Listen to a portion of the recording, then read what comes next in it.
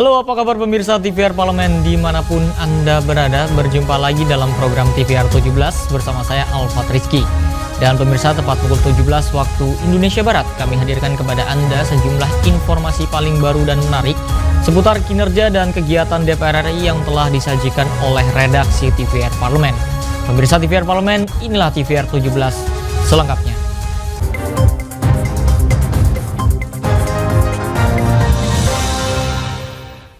Pemirsa, dalam kunjungan kerja spesifik Komisi 11 DPR RI ke Surabaya, Jawa Timur, DPR RI meminta Bank Indonesia untuk melanjutkan program pendampingan terhadap UMKM baru baik di perkotaan maupun di pedesaan.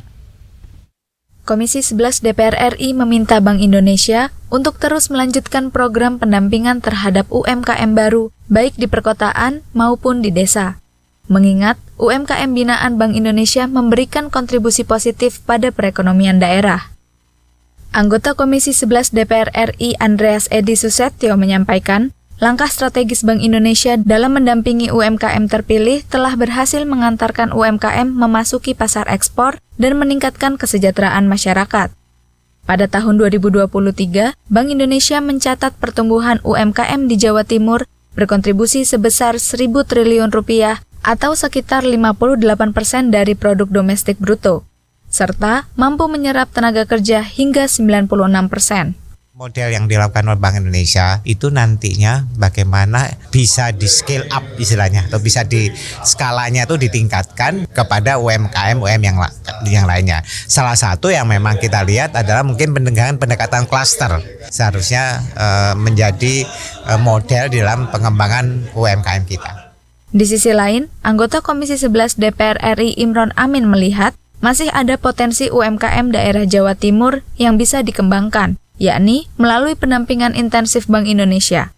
Pendampingan ini tidak hanya mengejar pemasaran internasional, tetapi juga pemberdayaan masyarakat sekitar. Semoga Bank Indonesia bisa lebih bermanfaat lagi dan lebih mengembangkan UMKM, khususnya di tingkat desa dan khususnya di pedalaman. Karena memang setelah pasca COVID, kita benar-benar harus berjuang mengejar Indonesia Emas. Dari Jawa Timur, Amita Pradita, TVR Parlemen, melaporkan.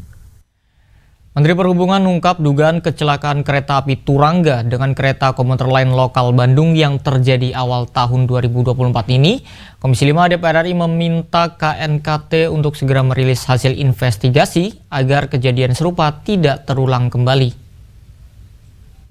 Menteri Perhubungan ungkap dugaan kecelakaan kereta api Turangga Bandung dengan Pandalungan di Cicalengka. Komisi 5 DPR RI minta KNKT segera rilis hasil investigasi untuk cegah kejadian serupa.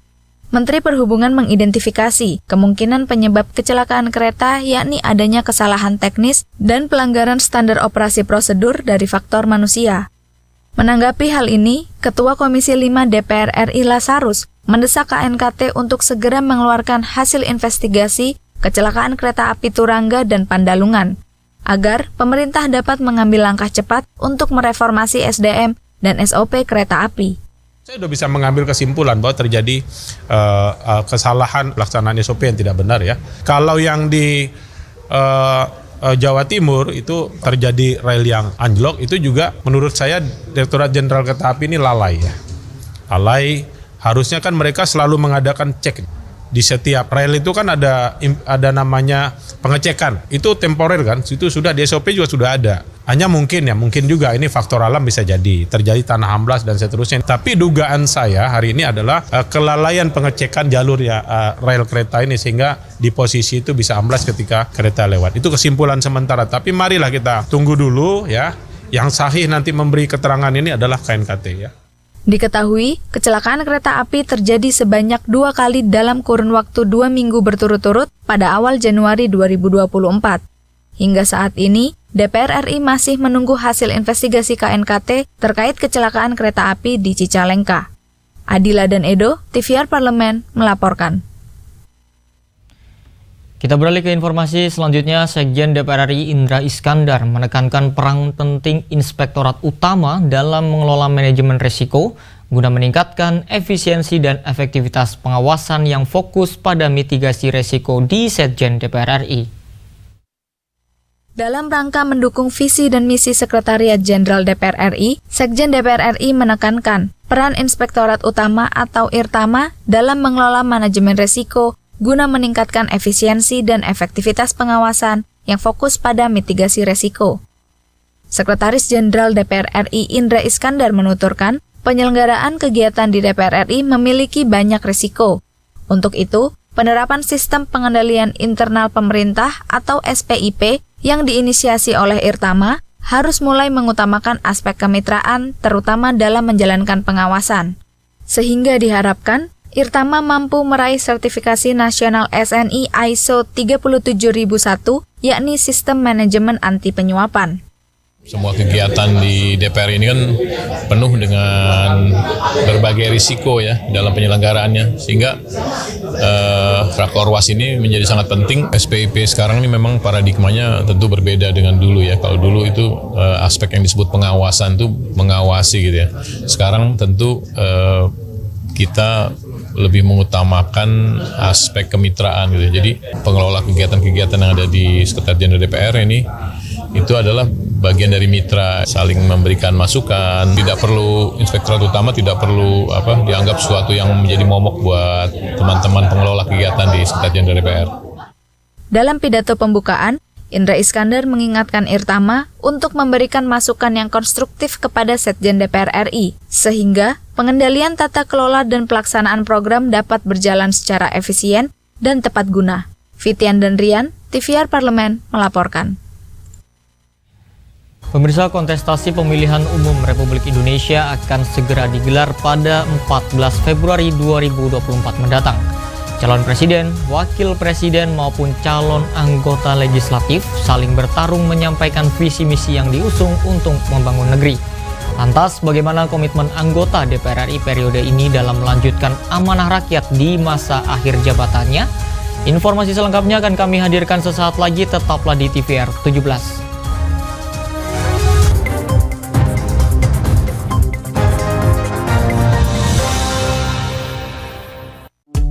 DPR RI memiliki fungsi diplomasi dalam menjalankan politik luar negeri sesuai dengan pasal 116 Undang-Undang MD 3. Kontribusi aktif BKSAP DPR RI memainkan peranan penting dalam memenangkan persaingan global melalui IPU, IPA, IPPF, IPA, dan PUIK. BKSAP memiliki komitmen yang tinggi dalam krisis kemanusiaan dunia. Fungsi diplomasi dijalankan untuk mendukung upaya pemerintah dalam melaksanakan politik luar negeri.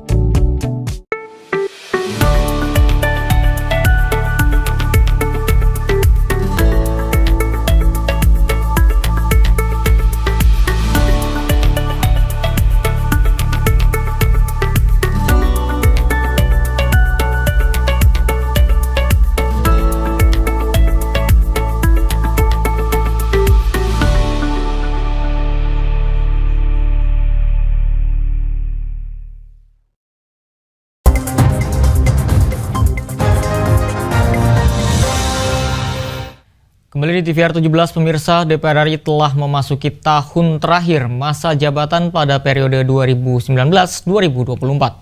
Mayoritas anggota DPR RI di periode ini kembali mencalonkan diri pada pemilihan legislatif mendatang. Namun demikian, meski sedang memasuki masa kampanye, hal ini tidak menyurutkan semangat DPR untuk tetap bekerja memperjuangkan kesejahteraan rakyat. Dan juga sebanyak 19 rancangan undang-undang yang masih berada dalam tahap pembicaraan tingkat 1, serta 34 RUU yang akan memasuki pembahasan tingkat 1 akan dilanjutkan pembahasannya pada masa sidang ini. Lalu apa saja komitmen DPR RI di masa kampanye pemilu 2024 ini? Simak laporan mendalam yang telah dihimpun oleh tim redaksi TVR Parlemen berikut ini.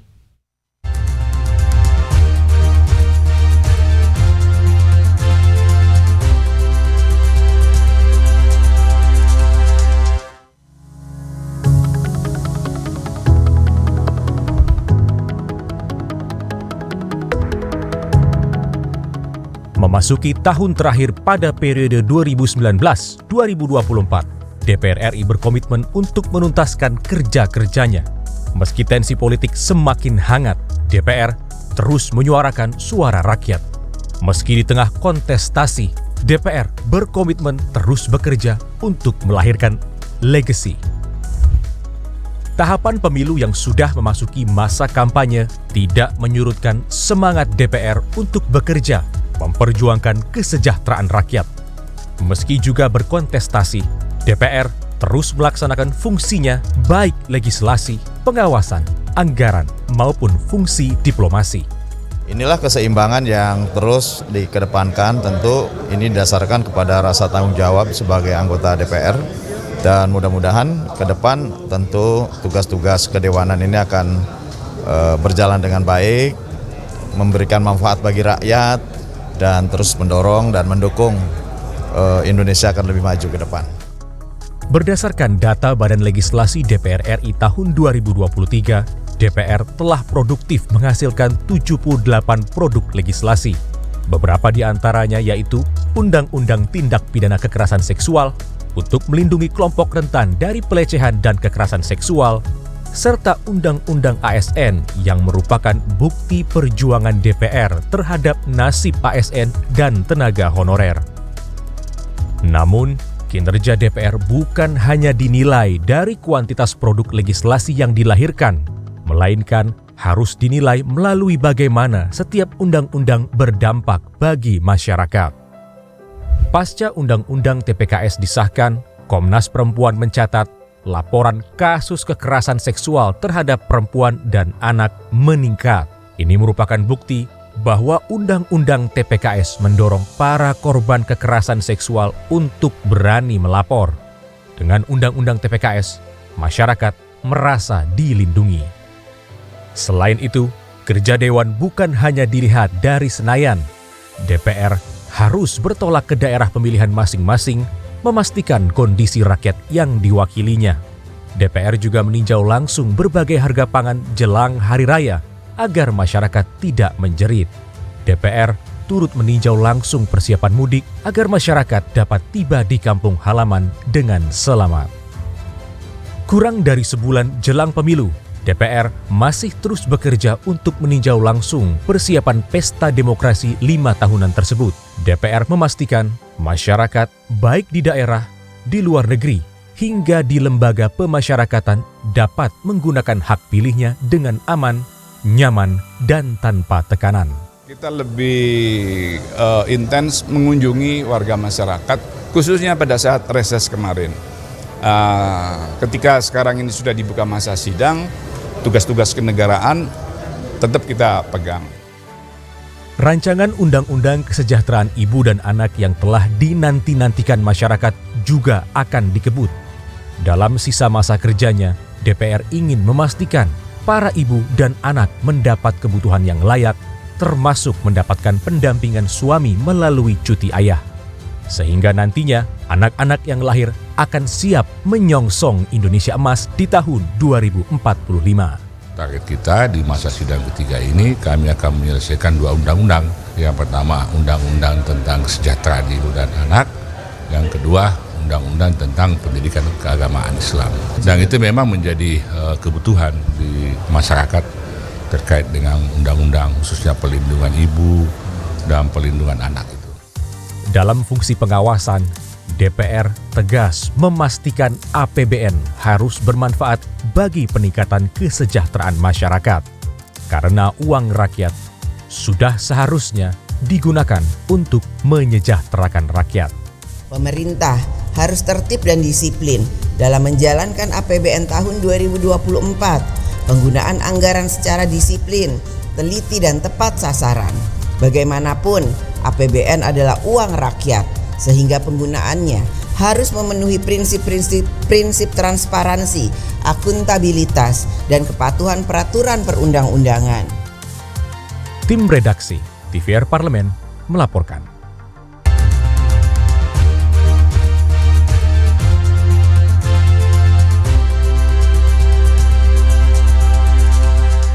Pemirsa, Badan Pengawas Pemilu telah menerima 848 laporan dan 388 temuan selama 57 hari masa kampanye dan 347 diantaranya dinyatakan sebagai pelanggaran, serta ada 17 tindak pidana pemilu yang sudah diteruskan ke Bareskrim Polri untuk diproses. Pemirsa, saksikan informasi selengkapnya. Untuk itu jangan kemana-mana, tetaplah bersama kami di TVR 17.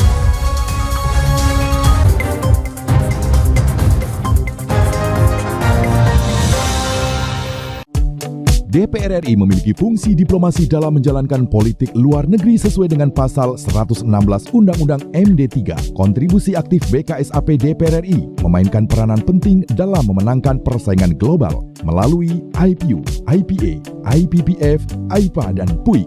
BKSAP memiliki komitmen yang tinggi dalam krisis kemanusiaan dunia. Fungsi diplomasi dijalankan untuk mendukung upaya pemerintah dalam melaksanakan politik luar negeri.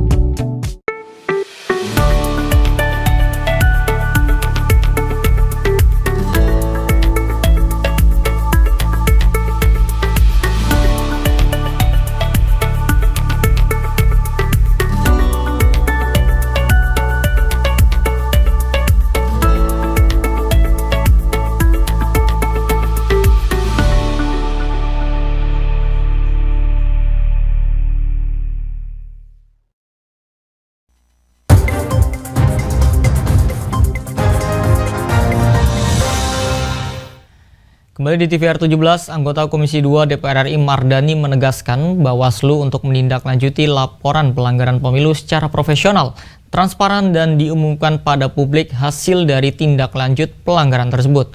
Selengkapnya berikut liputan rekan kami Vincent Aldi dengan anggota Komisi 2 DPR RI. Ya pemirsa TVR Parlemen dimanapun Anda berada, saya ini sedang berada di Gedung Nusantara 2 DPR RI, yang mana pemirsa seperti yang kita ketahui bersama bahwa pemilu sudah di depan mata. Lantas bagaimana dari kesiapan pemerintah sendiri untuk menjalani pemilu ini? Dan telah bergabung bersama saya untuk membahasnya salah satu anggota Komisi 2 DPR RI, yaitu Bapak Mardani Alisera. Pak, bagaimana Pak kesiapan dari distribusi logistik dari pemilu sendiri Pak? Ya, alhamdulillah sebagian besar sudah bisa dijalankan. Surat suara secara umum sudah, kotak suara juga sudah, tetapi memang ada beberapa spot yang agak sulit ya, misal secara geografis atau memang ada hambatan alam, sungai, hujan, lain-lain. Nah itu termonitor terus dan kami bersyukur teman-teman KPU dibantu dengan aparat luar biasa bekerja keras. Untuk tindakan apabila terjadi pelanggaran pemilu seperti apa Pak? Hari ini sedang dibahas PKPU terkait tungsura perhitungan surat suara termasuk saksi lain-lain. Khusus untuk pelanggaran namanya mendekati pemilu pasti ada banyak, bahasanya gini, kecepatannya kalau tadinya 20 km sekarang 40-60, jalannya sempit, yang jalan banyak, senggol-senggolan ada. Nah kami coba mengingatkan Bawaslu agar profesional, semua laporan ditindaklanjuti dan transparan, umumkan kepada publik apa hasil tindak lanjut Bawaslu. Pak, mengenai beberapa dari anggota DPR yang sedang mengikuti kontestasi juga sendiri Pak, bagaimana lantas fokus atau komitmen dari DPR sendiri dalam mengawasi jalannya pemilu ini? Kami di Komisi 2 akan selalu turun dan Kemendagri juga selalu kita ajak untuk terlibat menjadi pengawas, tapi yang paling utama pengawasan dari rakyat. Dan kami bahagia karena dengan ada sosial media setiap orang bisa menjadi pengawas pemilu. Contohnya kejadian surat suara yang di Taiwan itu kan harusnya 2-11 Januari. Ini di Desember awal, tengah udah mulai didistribusi. Itu ketahuan karena laporan dari masyarakat. Jadi masyarakat jangan ragu, jangan bimbang, tanya saja di sosial media, nanti akan banyak respon. Siap. Bapak, terima kasih banyak Bapak atas kesediaan dan waktunya. Sukses ya. Iya siap. Ya pemirsa TVR Parlemen, demikianlah wawancara saya dengan salah satu anggota Komisi 2 DPR RI, yaitu Bapak Mardani Alisera, yang mana telah berkoordinasi juga dengan pemerintah untuk memastikan distribusi dari logistik terutama pada daerah 3T atau yang susah dijangkau pemirsa, dan juga memastikan untuk masyarakat untuk tetap mengawasi dari pemilu ini. Saya Vincent Aldi, kembali ke studio. Selanjutnya pemirsa, apa saja yang menjadi topik perbincangan di media online nasional pada hari ini? Usai jeda tetaplah di TVR 17.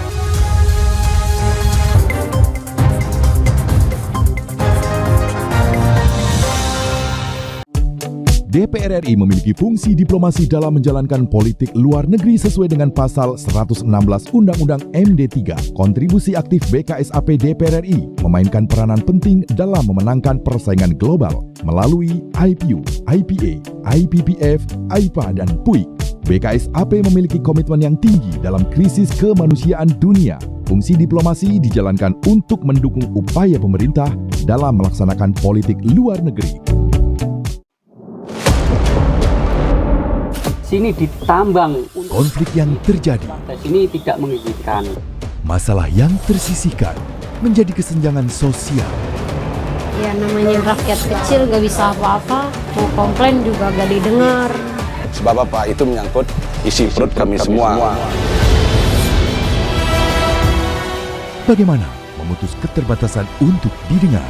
Jadi kalau misalnya masyarakat sudah merasa tidak lagi ada yang memperjuangkan aspirasinya, maka masyarakat memang sangat berhak untuk meminta dewan yang mewakili mereka di parlemen.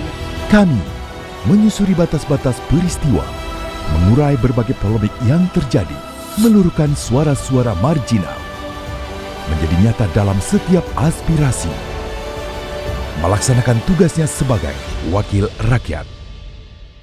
Saksikan aksi Dewan segera hanya di TVR Parlemen.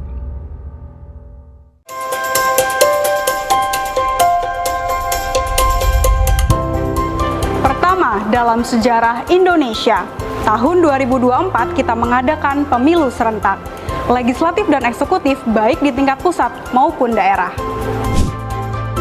Catat waktunya, Rabu 14 Februari 2024.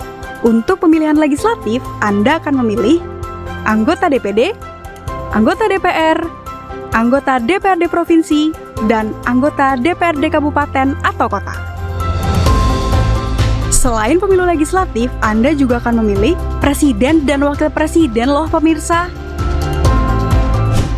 Di bulan November, tepatnya Rabu 27 November 2024, juga akan diadakan pemilihan kepala daerah atau pilkada serentak. Dalam pilkada nanti, Anda akan memilih gubernur dan wakil gubernur, bupati dan wakil bupati, serta wali kota dan wakil wali kota. Nah, pemirsa sudah tahu kan waktunya? Kini saatnya Anda untuk mempersiapkan diri. Kenali calon-calon wakil rakyat dan pemimpin Anda dengan baik.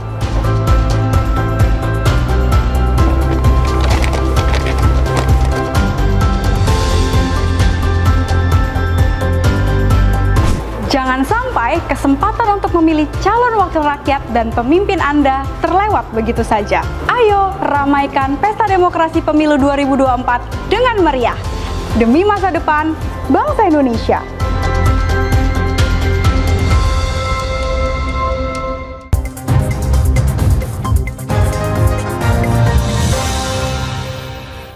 Kembali pemirsa di TVR 17, pemirsa TVR Parlemen, kali ini kita masuk ke segmen media online nasional. Mari kita simak isu apa saja yang menjadi sorotan media, serta tanggapan dari sejumlah anggota Dewan. Bersama rekan kami, Rini Reski. Silakan Rini.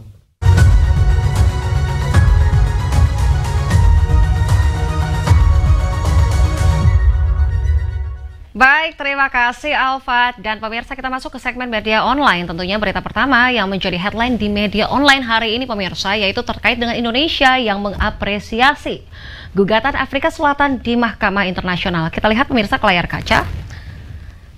Dan di sini, gugatan Afrika Selatan ke International Court of Justice terkait genosida yang dilakukan oleh Israel terhadap rakyat Palestina tentunya membuahkan hasil putusan untuk Israel menghentikan genosida.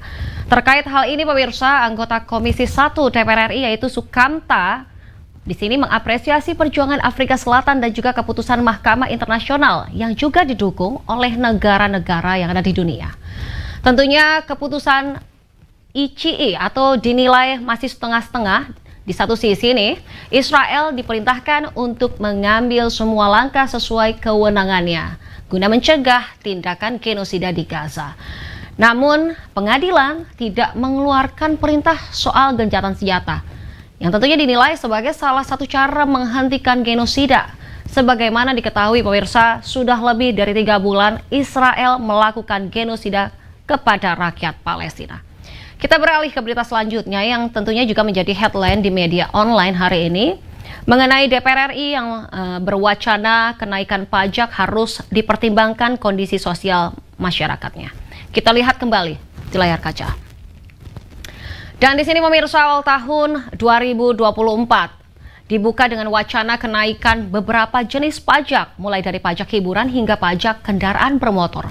Selain itu, tahun 2024 tentunya juga menjadi target awal pemerintah untuk menerapkan cukai kemasan plastik dan juga minuman berpemanis dalam kemasan. Terkait hal ini nih pemirsa, anggota Komisi 11 DPR RI yaitu Putri Aneta Komarudin di sini mengingatkan pemerintah untuk mempertimbangkan kenaikan pajak dengan melihat kondisi ekonomi masyarakat saat ini, meskipun kenaikan pajak dimaksudkan sebagai upaya menuju transisi energi yang lebih hijau, tentunya yang juga lebih ramah lingkungan. Dan kondisi ekonomi masyarakat di sini yang masih menghadapi ketidakpastian justru akan menimbulkan tutupnya banyak pabrik yang berujung pada PHK banyak pekerja. Dan pemirsa, itu tadi headline di media online pada hari ini yang saya sampaikan terkait dengan Indonesia yang mengapresiasi gugatan Afrika Selatan di Mahkamah Internasional, serta DPR RI yang berwacana kenaikan pajak harus mempertimbangkan kondisi sosial masyarakat. Sekian dari saya, Rina Reski, kembali ke rekan Alfa. Terima kasih, selamat sore.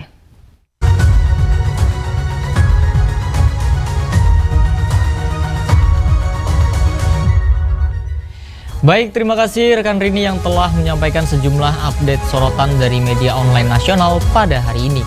Dan pemirsa, segmen media online tadi sekaligus menutup program TVR 17 edisi sore hari ini.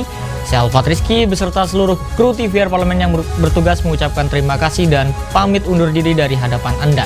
TVR Parlemen, referensi Indonesia.